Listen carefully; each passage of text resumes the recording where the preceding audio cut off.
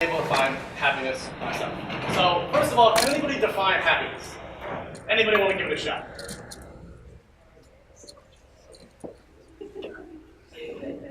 All right, great. Feeling good. Feeling good. That's perfect. I like it. Now, a lot of the times with happiness, it's defined as gladness or joy is a mental or emotional state of well-being defined by positive or pleasant emotions ranging from contentment to intense joy. Now, a lot of times, even at a young age, we have been exposed to a lot of definitions of happiness. Scientists create algorithms. They make up, they say this plus this equals happiness. Or, even in the business world, we have the corporate ladder progression, where the higher you go up in whatever career you choose, the more success and happiness you find. But in my opinion, happiness shouldn't be about the size of your house or the thickness of your wallet. It should be about the size of your heart. It's not about gratification. It's about gratitude. Now, I would like to ask you guys a question. What do I have here? Who wants it? All right. So I have $1, right? Still want it? Good. Now, again, go find it. Who wants it? All right.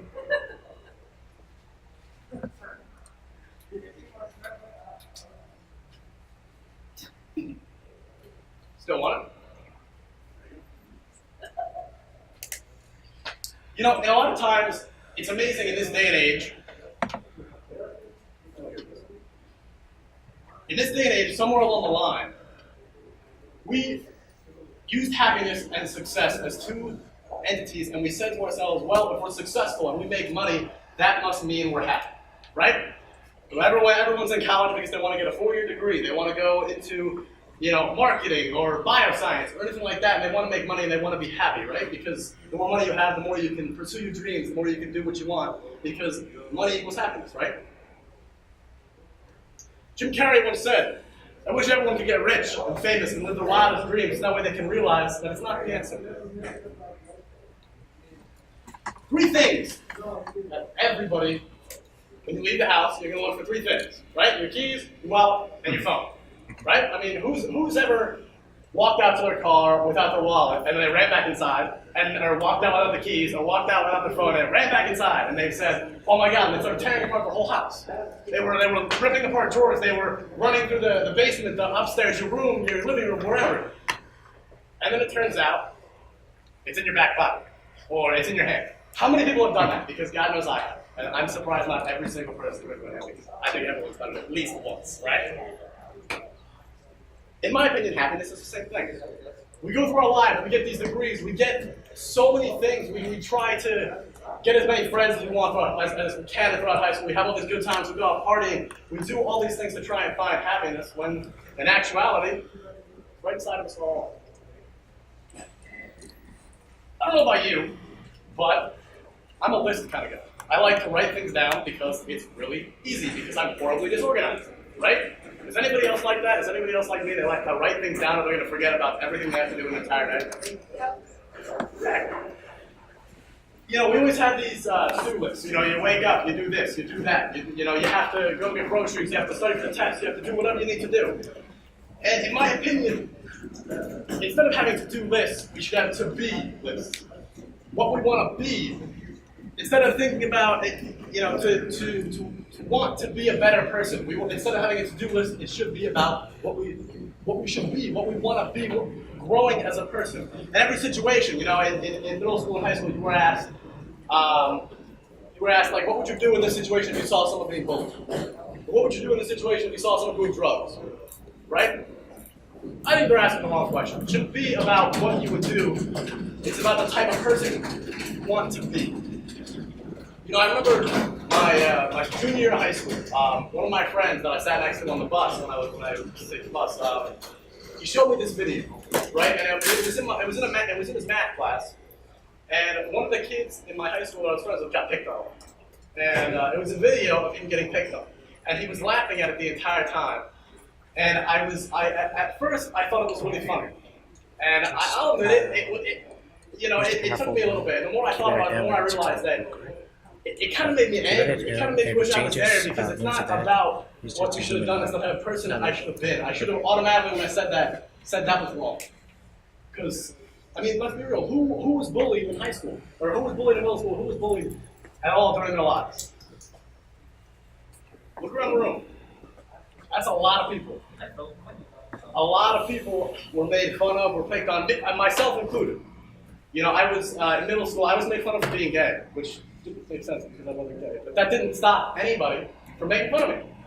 It didn't stop people from taking the things that I had in my backpack, for beating me up in school, for doing whatever, just because I was different. And, you know, being here now, looking back on it, I'm really glad it all happened, because it made me the person I am today, and it made me be able to stand up here in front of you guys today and tell my story. And tell people how I truly became happy. Now, you know, the way I went over earlier about how to be happy, that's great, but in happiness, it's an individualistic issue. With happiness, in my opinion, there's 6 things that I do to be happy. And there's 6 things that I realized throughout my life, my short 18-year life, that attribute to my happiness. Number 1, you're okay. With all your limits, with all your flaws, with every single thing you do, you're okay. You know, it doesn't matter how many friends you have. It doesn't matter what kind of jobs you do. It doesn't matter who you are. Everything about you is you, and you are okay. And that's something that I learned, you know, for a long time. I was picked on, and I didn't think I was okay, because, you know, why would kids make fun of me, right? A lot of people thought the same things. What did I do? What am I not good enough at? To make, you know, what am I not good enough at? These kids still keep me on. But then I realized that I'm okay with all my flaws. I'm not perfect, and hell, I'll tell you right now, these things that I'm about to tell you, I still struggle with them at times. But these are the things that help me realize that help me be happy. Because leading a life of happiness is a lot better than being depressed, being sad, and it's just no fun, honestly. Number 2, you're loved.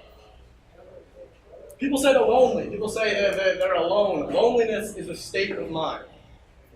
That is a fact, in my opinion. If you have nobody, you always have somebody. There's always somebody that's willing to sit down and talk to you, whether it be a mother, father, guidance, counselor, best friend, pet, even a stranger on the streets. It doesn't matter who it is, there will always be somebody to listen. Always. I guarantee you that. There's always going to be someone there for you, no matter if you don't know them yet, or you've known them for your entire life. You are never alone, and you are always loved. That's one thing that I remember, you know, when I was always made fun of, I came home and I became best friends with my dad.